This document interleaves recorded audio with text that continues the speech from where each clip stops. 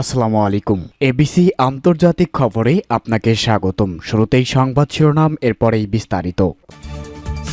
পুরো পৃথিবী জুড়ে বাজছে তৃতীয় বিশ্বযুদ্ধের দামামা, আর এরই মধ্যেই আমাদের হাতে এসে পৌঁছেছে গুরুত্বপূর্ণ আন্তর্জাতিক সংবাদ। শুরুতেই শিরোনাম। সরকারি অনুরোধে সিরিয়ায় সেনা মোতায়েনের কথা বিবেচনা করতে প্রস্তুত ইরান, আব্বাস আরাকচির ঘোষণা। এদিকে যুদ্ধবিরতি ভেঙে ফের আবারও লেবাননে হামলা ইসরায়েলের।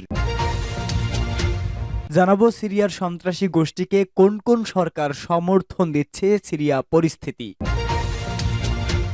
এদিকে গাজা জুড়ে ইসরায়েলি ভয়াবহ হামলায় নিহত আরও অন্তত ৩৬।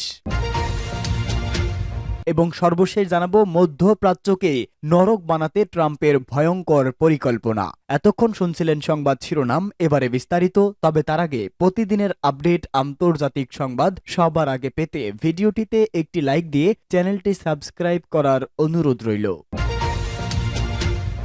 সরকারি অনুরোধে সিরিয়ায় সেনা মোতায়েনের কথা বিবেচনা করতে প্রস্তুত ইরান, আব্বাস আরাকচির ঘোষণা। ইসলামী প্রজাতন্ত্র ইরানের পররাষ্ট্রমন্ত্রী আব্বাস আরাকচি বলেন, সিরিয়া সরকারের অনুরোধে দেশটিতে সেনা মোতায়েন করতে প্রস্তুত তেহরান।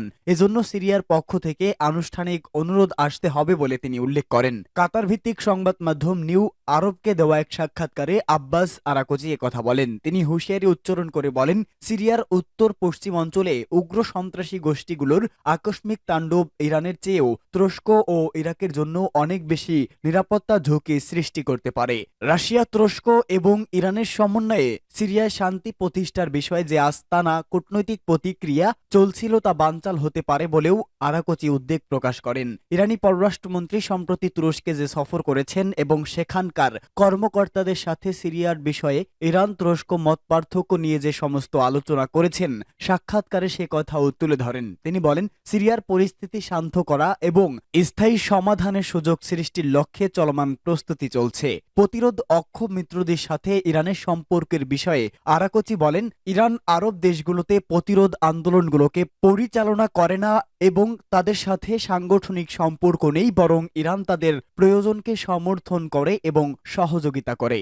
যুদ্ধবিরতি ভেঙে লেবাননে আবারও হামলা ইসরায়েলের। যুদ্ধবিরতি চুক্তি স্বাক্ষরের পর এক সপ্তাহের মধ্যে আবারও লেবাননে হামলা চালিয়েছে ইসরায়েল।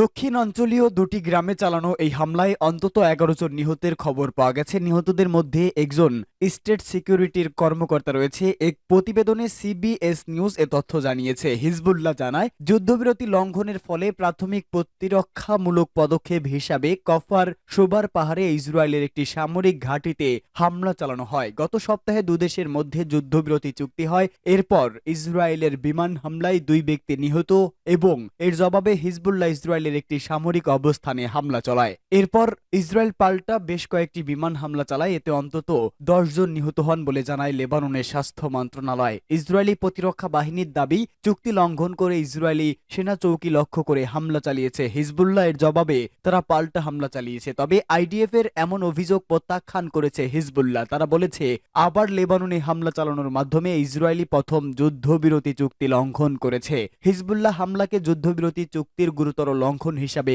আখ্যায়িত করেছেন ইসরায়েলের প্রধানমন্ত্রী বেনিয়ামিন নেতানিয়াহু। ইসরায়েল শক্তভাবে এর জবাব দেবে বলেও হুঁশিয়ারি উচ্চারণ করেছেন। ফিলিস্তিনের গাজা উপত্যকায় ইসরায়েলি হামলাকে কেন্দ্র করে ১ বছরের বেশি সময় ধরে হিজবুল্লাহর সঙ্গেও সংঘাতে জড়িয়েছে আইডিএফ। বিচ্ছিন্ন এসব সংঘাত এক পর্যায়ে যুদ্ধে রূপ নেয়। এরপর যুক্তরাষ্ট্র ও ফ্রান্সের মধ্যস্থতায় গত ২৭ নভেম্বর যুদ্ধবিরতিতে সম্মত হয় উভয় পক্ষ। যদিও চুক্তি ঘোষণার সময় নেতানিয়াহু বলেছিল, হিজবুল্লাহ চুক্তির শর্ত ভঙ্গ করলে পাল্টা হামলা চালাতে দ্বিধা করবে না আইডিএফ। এরপর পাল্টাপাল্টি হামলাকে কেন্দ্র করে নতুন করে সংঘাতময় পরিস্থিতি তৈরি হয়। সিরিয়ার সন্ত্রাসী গোষ্ঠীকে কোন কোন সরকার সমর্থন দিচ্ছে? ইসলামী প্রজাতন্ত্র ইরানের পররাষ্ট্রমন্ত্রী সৈয়দ আব্বাস আরাকচি সিরিয়া ও তুরস্কে তার সাম্প্রতিক আঞ্চলিক সফরের কথা উল্লেখ করে বলেন, সিরিয়া সরকারের কাছে আমি ইসলামী প্রজাতন্ত্র ইরানের পূর্ণ ও সিদ্ধান্তমূলক সমর্থনের বার্তা পৌঁছে দিয়েছি। সিরিয়ায় ইহুদিবাদী সরকার এবং সন্ত্রাসী গোষ্ঠীগুলোর মধ্যে সম্পূর্ণ সমন্বয় রয়েছে উল্লেখ করে আরাকচি বলেন, আরোপিত যুদ্ধের সময় সিরিয়া সরকার যেমন আমাদের কথা ছিল, আমরাও সেই দেশের সঙ্গে থাকব। দামেস্কে ইরানের রাষ্ট্রদূত হোসেন আকবরী জোর দিয়ে বলেন যে ইরান সিরিয়া সম্পর্ক অত্যন্ত উচ্চ পর্যায়ে রয়েছে এবং দুই দেশের কঠিন পরিস্থিতিতে একে অপরকে রক্ষা করবে।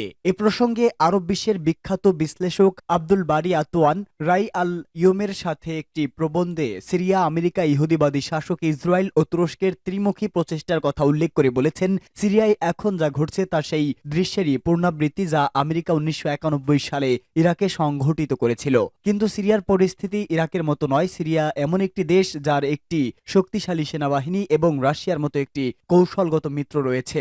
ইরানের নেতৃত্বে একটি প্রতিরোধ অক্ষ রয়েছে। ইরাকের পপুলার মোবিলাইজেশন ইউনিটের মিডিয়া প্রধান মোহান্নাদ আল আকাবি ও বলেছেন, সিরিয়ার সন্ত্রাসীরা বিদেশি পরিকল্পনা অনুযায়ী কাজ করছে এবং তাদের লক্ষ্য হল এই অঞ্চলের স্থিতিশীলতা ব্যাহত করা।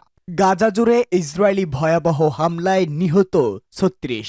ফিলিস্তিনের অবরুদ্ধ গাজায় ইসরায়েলি ভয়াবহ হামলায় অন্তত 36 ফিলিস্তিনি নিহত হয়েছেন। এর ফলে উপত্যকাটিতে নিহতের সংখ্যা দাঁড়িয়েছে 44,502 জনে। এছাড়া গত বছরের অক্টোবর থেকে চলা এই হামলায় আহত হয়েছে আরও লক্ষাধিক ফিলিস্তিনি। এক প্রতিবেদনে এই তথ্য জানিয়েছে বার্তা সংস্থা আনাদুলু। গাজা স্বাস্থ্য মন্ত্রণালয় জানিয়েছে, গাজা উপত্যকায় ইসরায়েলের চলমান হামলায় কমপক্ষে আরও 36 ফিলিস্তিনি নিহত হয়েছেন। এতে করে গত বছরের অক্টোবর থেকে পর্যন্ত মোট মৃতের সংখ্যা দাঁড়িয়েছে 44,502 জনে। মন্ত্রণালয় এক বিবৃতিতে জানিয়েছে, দখলদারদের হামলায় আরও অন্তত 1,05,504 জন ফিলিস্তিনি আহত হয়েছে। মন্ত্রণালয়ের তথ্য মতে গত 24 ঘন্টায় ইসরায়েলি বাহিনীর অব্যাহত হামলায় 36 জন নিহত এবং আরও 96 জন আহত হয়েছেন। অনেক মানুষ এখনও ধ্বংসস্তূপের নিচে এবং রাস্তায় আটকা পড়ে আছেন কারণ উদ্ধারকারীরা তাদের কাছে পৌঁছাতে পারছে না। ফিলিস্তিনি স্বাস্থ্য কর্তৃপক্ষ মনে করছে, গাজা উপত্যকা জুড়ে ধ্বংস হওয়া বাড়ির ধ্বংসস্তূপের নিচে এখনও 10,000-এর বেশি মানুষ নিখোঁজ রয়েছে। মূলত গাজায় অবিলম্বে যুদ্ধবিরতির দাবি জানিয়ে জাতিসংঘের নিরাপত্তা পরিষদের প্রস্তাব সত্ত্বেও ইসরায়েল অবরুদ্ধ এই ভূখণ্ডে তার নৃশংস আক্রমণ অব্যাহত রেখেছে। উল্লেখ, গত 7 অক্টোবর হামাসের নজিরবিহীন আন্তঃসীমান্ত হামলার পর থেকে ইসরায়েল গাজা উপত্যকায় অবিরাম বিমান ও স্থল হামলা চালিয়ে যাচ্ছে। ইসরায়েলি এই হামলায় হাসপাতাল, স্কুল, শরণার্থী শিবির, মসজিদ, গির্জাসহ হাজার হাজার ভবন ক্ষতিগ্রস্ত বা ধ্বংস হয়ে গেছে। এছাড়া ইসরায়েলি হামলার কারণে প্রায় 20 লাখেরও বেশি বাসিন্দা তাদের বাড়িঘর ছাড়তে বাধ্য হয়েছেন। মূলত ইসরায়েলি আক্রমণে গাজাকে ধ্বংসস্তূপে পরিণত করেছে। জাতিসংঘের মতে, ইসরায়েলের বর্বর আক্রমণের কারণে গাজার প্রায় 85% ফিলিস্তিনি বাস্তুচ্যুত হয়েছেন, আর খাদ্য, বিশুদ্ধ পানি এবং ঔষধের তীব্র সংকটের মধ্যে গাজার সকলেই এখন খাদ্য নিরাপত্তাহীন অবস্থার মধ্যে রয়েছে। এছাড়া অবরুদ্ধ এই ভূখণ্ডের 60% অবকাঠামো ক্ষতিগ্রস্ত বা ধ্বংস হয়ে গেছে। ইসরায়েল ইতোমধ্যেই আন্তর্জাতিক বিচার আদালতে গণহত্যার অভিযোগে অভিযুক্ত হয়েছে। মধ্যপ্রাচ্যকে নরক বানাতে ট্রাম্পের ভয়ঙ্কর পরিকল্পনা। নতুন মার্কিন প্রেসিডেন্ট ডোনাল্ড ট্রাম্পের অভিষেককে কেন্দ্র করে নতুন মোড় নিতে যাচ্ছে গাজা যুদ্ধ।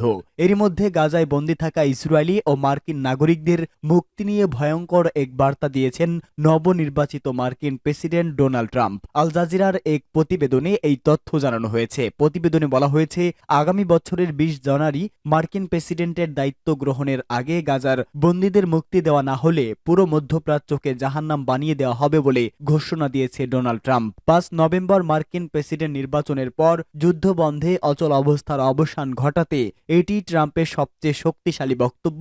জানা যায়, দ্বিতীয় মেয়াদে দায়িত্ব গ্রহণের আগেই যুদ্ধবিরতির জন্য চাপ দিচ্ছে রিপাবলিকান এই নেতা। নিজস্ব সামাজিক যোগাযোগ মাধ্যম ট্রুথ সোশ্যালে দেওয়া এক পোস্টে ট্রাম্প লিখেন, পুরো বিশ্বের ইচ্ছার বিরুদ্ধে মধ্যপ্রাচ্যে অমানবিক ও হিংস্রভাবে আটকে থাকা বন্দীদের নিয়ে সবাই কথা বলছে, শুধু আলোচনাই হচ্ছে, কোনো কাজ হচ্ছে না। দয়া করে সত্যকে উপস্থাপন করতে দিন। যদি এসব বন্দীরা 2025 সালের 20 জানুয়ারির আগে মুক্ত না হয় তাহলে পুরো মধ্যপ্রাচ্যকে জাহান্নামে পরিণত করে এর মূল্য পরিশোধ করতে হবে। এমনকি তাদেরও মূল্য পরিশোধ করতে হবে যারা মানবতার বিরুদ্ধে এই নৃশংসতা করছে।